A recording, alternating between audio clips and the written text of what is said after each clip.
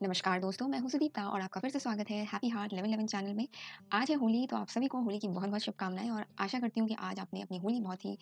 खुशियों के साथ मनाई होगी, बहुत सारी गुजिया और मिठाइयाँ खाई होंगी। और आज मैं आई हूँ एक नया वीडियो, एक नया टॉपिक के ऊपर लेके, to change your mindset so that you can create a better life for yourself. And let's straight away dive into the video and let's know what's the topic for today.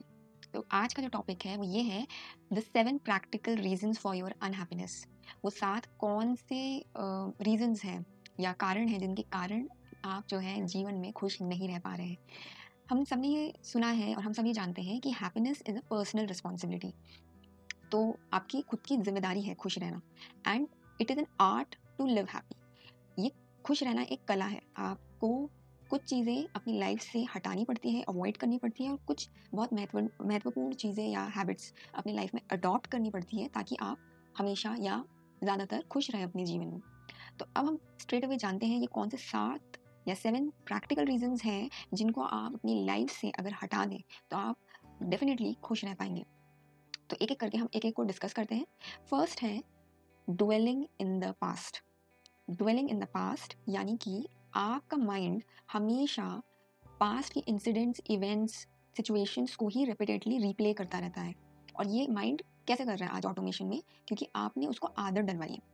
अगर मैं इसका root cause बताऊँ तो ये हमारे अंदर आती कहाँ से है, जन्म कहाँ से लेती है? जब हम छोटे होते हैं तो हमें कहीं न कहीं जो हमारे पेरेंट्स और आस-पास के लोग होते हैं, टीचर्स हो, आपके एल्डर्स हो, जो भी हो, वो आपको आपकी गलतियों के लिए या कुछ आपने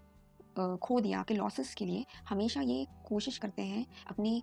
बॉडी लैंग्वेज से या फेशियल एक्सप्रेशन से कि आप गिल्टी महसूस करें। चाहे आपने कुछ हाथ से गिरा के तोड़ दिया हो, या आप एग्ज़ाम में कम मार्क्स लाए हो, या आपने सोशल नॉर्म से हटकर कुछ बिहेवियर दिखाया हो, तो आपको ये कोशिश फ़ील कराया जाता है कि मतलब आपको बहुत गिल्टी फ़ील कराने की पूरी कोशिश की जाती है आस-पास के लोगों के द्वारा। उसके कारण वो गिल्टी रहने की या दुखी रहने की, सैड रहने की, रिग्रेटफुल रहने की, रिपेंटेंस की फीलिंग लाने की आपकी आदत पड़ जाती है धीरे-धीरे। क्योंकि हमारी सोसाइटी में, आप चाहे घर में हो, स्कूल में हो, फिर कॉलेज में हो, फिर आप ऑफ़िस में हो, हमेशा आपको जो है ये फ़ील कराया जाता है कि आपकी फीलिंग्स बाहर वालों के अकॉर्डिंग होनी चाहिए। मतलब बाहर वाले अगर खुश हैं, तो ही आपको खुश रहने का अधिकार है, वरना आप दूसरों को खुश करे बिना खुश नहीं रह सकते। तो इसीलिए क्या होता है कि आपके माइंड को कोई भी पास्ट में आपने अब गलती करी है या कुछ अपॉर्च्युनिटी मिस करी है, फेलियर फेस किया है, उसको आप जो है, या किसी के साथ झगड़ा भी हुआ है या आर्ग्यूमेंट हुई है, तो उसको आप बार-बार अपने माइंड में रिप्ले करते रहते हैं, ये सोच के कि मैं इसको, मतलब आप गिल्टी फ़ील करने के लिए ऐसा करते हैं,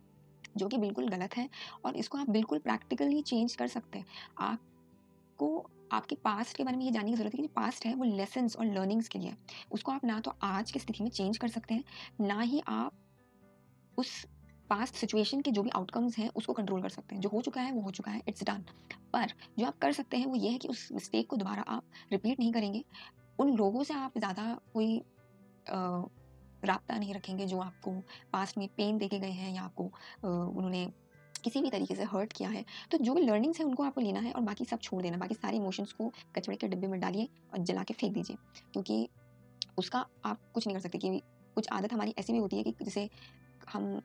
हमारा किसी से कल कोई आर्ग्यूमेंट हुआ, तो हम बार-बार उसको रिप्ले करते रहते हैं कि उसको ऐसा नहीं बोलना चाहिए था, उसने मुझे ऐसा क्यों बोला, या मैं ऐसा बोल सकती थी, मैंने ऐसा क्यों नहीं बोला, मैंने अपने लिए स्टैंड क्यों नहीं लिया, मेरे को ऐसा बोलना चाहिए था उसको, मैं उसको ऐसा इस तरीके से सुनाती तो मेरी जो है आत्मा को शांति मिलती। तो इस तरीके से हम ब्लेम भी करते हैं उस पास्ट इवेंट को रिप्ले कर के, और हम कहीं न कहीं गिल्ट में भी रहते हैं, खुद से भी हम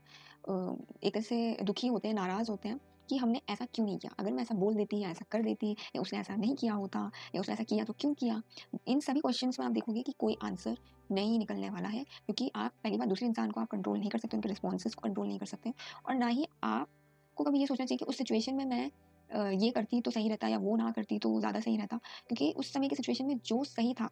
आपके इनर गाइडेंस ने, हायर सेल्फ ने उस समय आपको वो गाइड करा है। मतलब जो भी आपने उस समय किया वो उस समय के लिए बिल्कुल सही था। तो इस बात से इसको सोच के निश्चिंत हो जाइए कि जो भी हुआ था उस दिन आपके एंड से बिल्कुल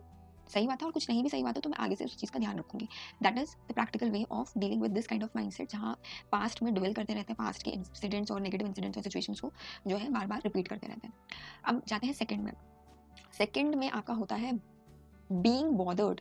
about other people's opinion. I repeat, being bothered about other people's opinion. मतलब हमेशा दूसरे क्या सोच रहे हैं मेरे बारे में, उनके क्या विचार है मेरे बारे में, उसके बारे में हमेशा चिंतित रहना, ओवरथिंक करना, या उसी को दिमाग में घुमाते रहना। दोस्तों आपकी ज़िम्मेदारी ये नहीं है, या इनफैक्ट प्रैक्टिकली आप देखें तो आप हर किसी की सोच को अपने अनुसार नहीं कर सकते हो, ना ही आप हर किसी को अपने को या खुद को पसंद करवा सकते हो ज़बरदस्ती। हर एक इंसान भगवान ने डिफरेंट बनाया है, क्योंकि हर एक इंसान का जन्म एक डिफरेंट फैमिली में हुआ है और उनकी अपब्रिंगिंग एक अलग तरीके से हुई है। तो कोई भी दो इंसान सेम हो ही नहीं सकते, ना ही उनकी पसंद नापसंद बिल्कुल डिट्टो सेम होगी। कुछ ना कुछ डिफरेंसेस हमेशा रहेंगे और इसलिए डिफरेंस ऑफ अंडरस्टैंडिंग भी रहेगी। तो हर किसी को अगर आप ओपिनियन को जो है सैटिस्फाई करने लग जाएंगे कि मेरे को उन्हें या वो मेरे बारे में क्या सोच रहे हैं, उस बेसिस में मैं अपनी हैप्पीनेस को डिसाइड करूँगी कि मुझे खुश रहना चाहिए या नहीं रहना चाहिए। फॉर एग्जांपल लाइक मैं कल पार्टी में अगर गई, इट्स जस्ट एन एग्जांपल, और वहाँ मैंने कोई एक स्पेसिफिक अपनी पसंद की ड्रेस पहनी थी, बट वहाँ मैंने पार्टी में ज़्यादातर लोगों को एक ही तरह की कोई ड्रेस, कोई ट्रेंडिंग ड्रेस है, उसको पहनते हुए देखा। तो मेरे माइंड में आया, वहाँ मेरे क्लोज फ्रेंड्स थे कि यार सबने उस लेटेस्ट फैशन की ड्रेस पहनी थी और लेटेस्ट कलर की या जो भी है ब्रांड की ड्रेस पहनी थी। मैंने तो कुछ थोड़ा अलग ही पहन लिया था, ऑड वन आउट तो नहीं लग गई थी मैं। पता नहीं लोग मेरे बारे में क्या सोच रहे होंगे कि मैं कितनी ओल्ड फैशन हूँ, पता नहीं लोग सोच रहे होंगे कि यार मेरा ड्रेसिंग सेंस अच्छा नहीं है, या मैं तो कितनी आउट ऑफ ऑर्डर लग रही थी। तो ये क्या है कि मैं दूसरों के ओपिनियन के बेसिस में ये डिसाइड कर रही हूँ कि मैं कैसे अच्छी लग सकती हूँ, या मुझे जैसा लगना चाहिए। वो डिपेंड करता है कि लोग किस ड्रेसिंग सेंस को अप्रूव दे रहे हैं। बट आपकी लाइफ या आपकी लाइफ के छोटे छोटे डिसीजंस कि आपको क्या खाना चाहिए, कौन सी डाइट फॉलो करनी चाहिए, कौन से तरीके के कपड़े पहनने चाहिए, ये सारी चीज़ें, या किस भाषा में आपको बात करनी चाहिए, ये दूसरों के ओपिनियन के बेसिस में नहीं, पर जो आपके साथ अलाइंड है, जिसको करके आप खुश होते हो, वो उस बेसिस में आपको डिसाइड करना चाहिए। थर्ड में जाते हैं, जो कि है सप्रेसिंग इमोशंस। सप्रेसिंग इमोशंस है कि जैसे हम अक्सर सोचते हैं कि हमेशा पॉजिटिव और दूसरों की गलतियों में, या उन्होंने हमारी इंसल्ट भी करी है या बुरा व्यवहार किया, हमसे रूडली बात करी है या सार्कास्टिक वे में बात करी है, और हम हमेशा उनको अच्छा फील कराते रहेंगे कि देखो तुम्हारी बात का मुझे कुछ फ़र्क नहीं पड़ा, और स्माइल करते रहना उनको, मतलब बेसिकली आप टॉक्सिक पॉजिटिव हो रहे हो। और अपने गुस्से को, अपने अंदर की उस इरिटेशन को, अपने अंदर की उस जो भी आपके अंदर एक नेगेटिव इमोशन के नाम दे दिया जाता है, मैं सबसे बड़ा एग्जाम्पल लूँगी गुस्से का। अगर आप गुस्से को अपने अंदर जो है सप्रेस करते रहेंगे, तो गुस्सा जो है आपको एक दिन, उस समय तो आप अच्छे या गुड पर्सन या सोबर बनने के चक्कर में या एलिगेंट या रॉयल्टी बनने के चक्कर में उस गुस्से को पी जाएंगे या अपने अंदर दबा लेंगे। लेकिन धीरे धीरे धीरे आपके अंदर वो गुस्सा इतना बढ़ जाएगा कि आप हमेशा चिड़चिड़ाते रहेंगे, आपको हमेशा जो है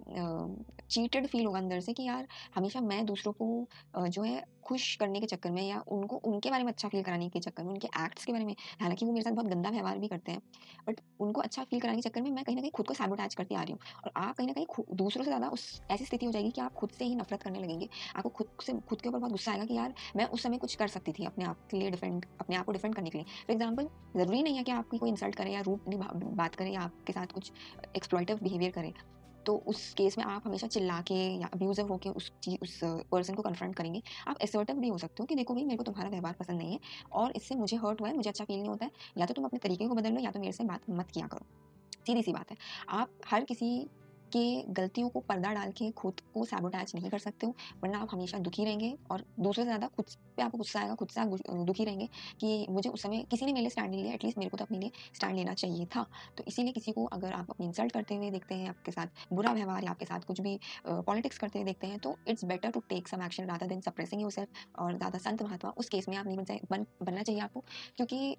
you are after all an human and all emotions matter. Anger भी एक सिम्टम होता है आपको ये बताने के लिए कि you are being treated wrong और something wrong is unethical is happening around you and you need to take action. But उसको किस तरीके से चैनलाइज करना है या आपको क्या एक्शंस लेने हैं, वो आपको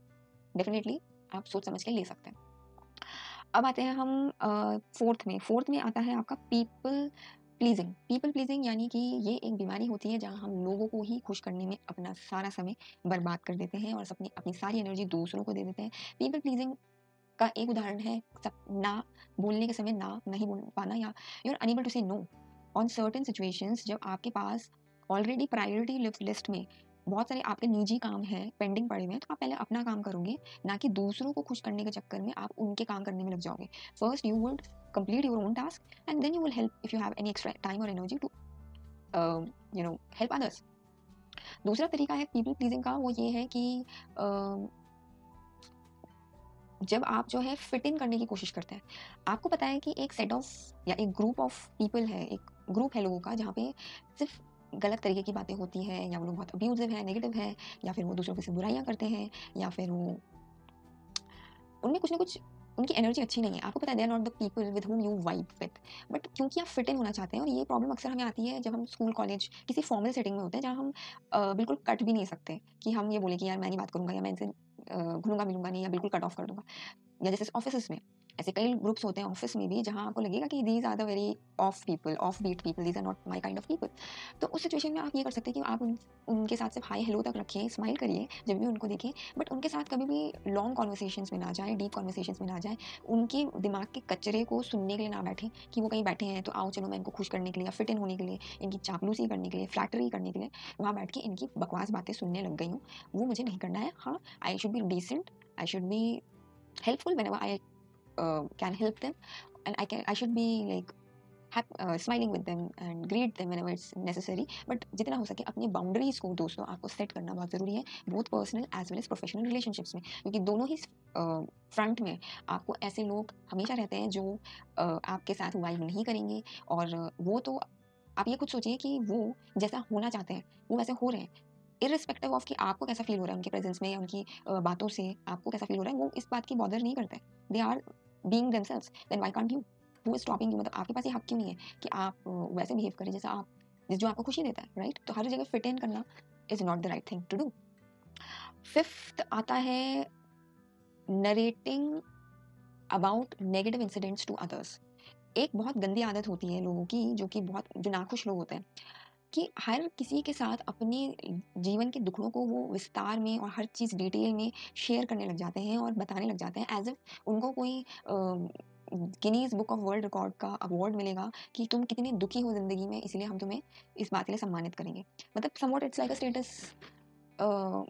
कि मैं कितनी दुखी हूँ, बीइंग अनहैप्पी और बीइंग अंडर प्रिविलेज्ड और अनलकी और सैड और वट एवर एक्सप्लॉइटेड एप्रेस्ड, कि हाय मैं बेचारी हूँ या हाय मैं बेचारा हूँ, दिखा के ये लोग ये सोचते हैं कि हम लोगों से अटेंशन ले रहे हैं। और इसके बारे में मैंने अपने पिछले वीडियो में भी बात करी थी, कौन कौन से लोग हैं जिनसे आपको दूर रहना चाहिए। तो ये जो आप करते हैं अपनी प्रॉब्लम्स दूसरों के साथ डिस्कस करना, पहली बात वो आपकी प्रॉब्लम्स के सोल्यूशंस नहीं दे सकते हैं, बिकॉज आपकी प्रॉब्लम आपकी लाइफ की तरह यूनिक है, क्योंकि आपकी प्रॉब्लम्स के या चैलेंजेस के जो सोल्यूशंस है वो आपसे बेहतर कोई नहीं ढूंढ सकता, बिकॉज उन सोल्यूशंस को आफ्टर ऑल इम्प्लीमेंट आप ही करेंगे और उसके कॉन्सिक्वेंसेस भी आप ही बेयर करेंगे लाइफ में। तो आप कैसे सोचते हो कि कोई सेकंड या थर्ड पर्सन आपको बिल्कुल सही डिसीजन लेने में हेल्प करेगा या सही सोल्यूशन देगा आपके प्रॉब्लम का? और लाइफ के एग्जाम आउट ऑफ सिलेबस आते हैं, आपकी लाइफ की स्थिति है, दूसरे की लाइफ की स्थिति अलग है। और दूसरी चीज़ है कि आप अगर अपने बारे में ये नेगेटिविटी डिस्कस करते रहेंगे कि आप कितने अंडर प्रिविलेज्ड हैं या whatever how much sad you are in life,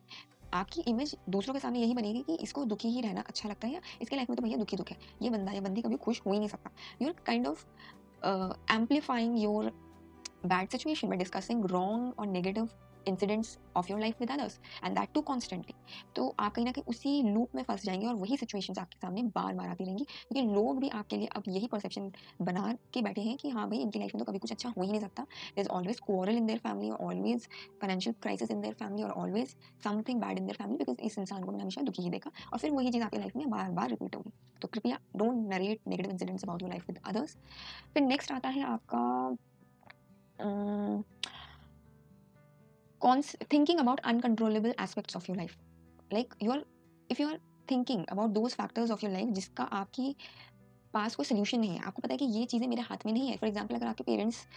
और आपकी पर्सनैलिटी में बहुत डिफरेंस है, और आपके पेरेंट्स आपको कहीं ना कहीं नापसंद भी करते हैं for a matter of fact, तो आप उसको चेंज नहीं कर सकते। आप कितने ही कंप्लेन करो, कितने ही उनके साथ आर्ग्यूमेंट्स करें, झगड़े करें, या उनको ये जताएं कि तुम मेरे दुख का कारण हो क्योंकि तुम मुझे एक्सेप्ट नहीं करते जैसा मैं हूँ, या तुम मुझे वो एनवायरनमेंट या फैसिलिटेशन नहीं दे रहे हो जिससे मेरा बेस्ट वर्जन बाहर निकल के आए, तो उससे कुछ नहीं फर्क पड़ने वाला, बिकॉज you are different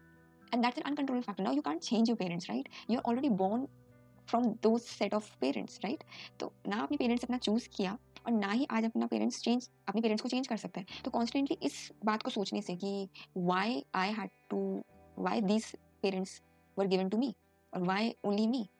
इस बात को या कोई भी इस तरीके का कोई भी अनकंट्रोलेबल फैक्टर आपकी लाइफ में है जिसको आपको पता है कि कोई सोल्यूशन नहीं है, आप चेंज नहीं कर सकते उन फैक्टर्स को, कि आप एक स्पेसिफिक रीजन में क्यों पैदा हुए हैं, या आप एक स्पेसिफिक फाइनेंशियल कंडीशंस में क्यों पैदा हुए हैं, बहुत सारे ऐसे रीजन होते हैं जो हमारे कंट्रोल में नहीं होते हैं। तो उस केस में आप क्या कर रहे हैं कि आप एक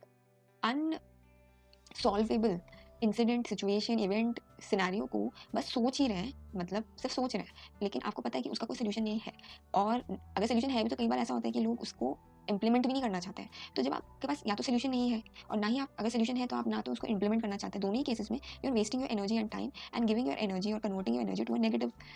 एनर्जी, एंड ये आपको कभी खुश नहीं रहने देगा। तो ये एक चीज़ है कि आपको इस चीज़ से बचना है। और नेक्स्ट, और जो लास्ट पॉइंट है ना, last but not least, is talking to negative people. कुछ आपके आसपास ज़रूर लोग होंगे जो हमेशा मॉर्निंग वॉक करते हुए जाए, इवनिंग वॉक करते हुए जाए, या फिर आपके ऑफिस में वो रिसेस टाइम में, लंच टाइम में झुंड बना के खड़े हों, या कहीं पे चाय पीने के लिए इकट्ठा हो रखे हों। तो दे आर सर्टेन पीपल जो हमेशा नेगेटिव ही बात करेंगे अपनी ऑर्गेनाइजेशन के बारे में, अपनी लाइफ के बारे में, या दूसरों के बारे में कि देखो ये कितनी गंदी है, ये कितना गंदा है, ये कितने अनफेयर है, ये कितने ऐसे हैं वैसे हैं, whatever, everything negative they have, all they have is to talk, all they have to talk is about negative things and negative aspects of life. अगर आप ऐसे लोगों के साथ कॉन्स्टेंटली टच में हैं और उन्हीं की बातें आप सुनते रहते हैं, तो आप मान के चलिए आपकी थिंकिंग भी उसी डायरेक्शन में जाएगी। और ऐसे लोग, जो नेगेटिव टॉक्स होते हैं, इनका पर्पस सिर्फ कॉन्वर्सेशन में पार्टिसिपेट इन अ कॉन्वर्सेशन एक बहुत, मतलब एक फैशन है कि या तो आप बहुत इंटेलेक्चुअल बातें करके पार्टिसिपेट कर सकते हो किसी कॉन्वर्सेशन में, या फिर आप कितना नेगेटिव बोल सकते हो कि सरकार ऐसी है यहाँ की, तो जो है पानी का सप्लाई ऐसा है, इलेक्ट्रिसिटी का सप्लाई ऐसा है, मेरे तो घर वाले ऐसे हैं, उसके तो पड़ोसी ऐसे हैं, एंड फलाना ढिमकाना। तो दो तरीके से, अब इंटेलेक्चुअल बातें तो बहुत कम लोग ही करते हैं, हम सब जानते हैं। ज़्यादातर लोग कॉन्वर्सेशन में अपना डोमिनेशन या अपना पार्टिसिपेशन शो करने के लिए नेगेटिव बातें करना शुरू कर देते हैं, क्योंकि हम सबको पता है कि हमारा माइंड नेगेटिविटी को जल्दी ज़्यादा पसंद करता है और अट्रैक्ट करता है रादर देन पॉजिटिव चीज़ों को, और ये हमें शुरू से उनकी आदत डलवाई हुई होती है। तो इसीलिए please, if you want to be happy in life, avoid negative people or avoid talking to those people who talk negative about everything. तो ये थे कुछ 7 practical reasons due to which you are unhappy in life. And अगर आप खुश रहना चाहते हो तो इन 7 रीजंस को मैंने डिटेल में डिस्कस किया, ये क्या है, इसको आप कैसे आइडेंटिफाई कर सकते हो और इनके क्या सोल्यूशंस हैं, मतलब क्या तरीके हैं जिनसे आप इन रीजंस को अपनी लाइफ से हटा दें अगर, तो आप हमेशा या ज़्यादातर खुश रह सकते हैं। Because happiness is your responsibility and you have the ability to create your own happiness by changing your habits, by changing your focus and by taking the necessary actions towards it. So I hope आपको आज का video बहुत ही अच्छा लगा होगा और इसने आपका माइंडसेट चेंज किया होगा, so that you can create a better life for yourself. And आप प्लीज़ हैप्पी हार्ट 1111 चैनल को लाइक, सब्सक्राइब करिए और शेयर करिए इस वीडियो को उन सभी के साथ जो कि दुखी रहने के शिकार हैं, अक्सर दुखी रहते हैं, मायूस रहते हैं और उनको नहीं समझ आ रहा है क्या रीज़न्स हैं जिनके कारण वो हमेशा दुखी रहते हैं। और प्लीज़ लाइक करिए इस वीडियो को और कमेंट करिए कि आपका क्या कहना है कि अनहैप्पी रहने की और क्या क्या रीजंस हो सकते हैं जिनको अगर हम चेंज कर दें तो हम अपनी लाइफ को बेटर बना पाएंगे और ज़्यादा हैप्पी बना पाएंगे। और hit the bell icon to get the notification of all my new videos. मैं आपको मिलती हूँ अपने नेक्स्ट वीडियो एक नए माइंडसेट चेंजिंग टॉपिक के साथ, सो that you can create a better life for yourself. And तब तक के लिए मैं आपसे लेती हूँ विदा, और हमेशा रहिए हैप्पी हार्ट। Thank you.